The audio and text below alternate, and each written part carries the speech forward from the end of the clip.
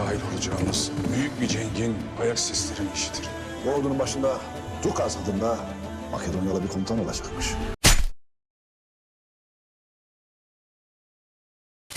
Türkleri yok etmeye hazır mısınız? Moğollardan daha çok Türklerden nefret eder. Allah evladım olacak. Osman Bey ile evladımız için kendi ellerimle örmüştüm. Bizim cenk için hazırlığa ihtiyacımız yoktur.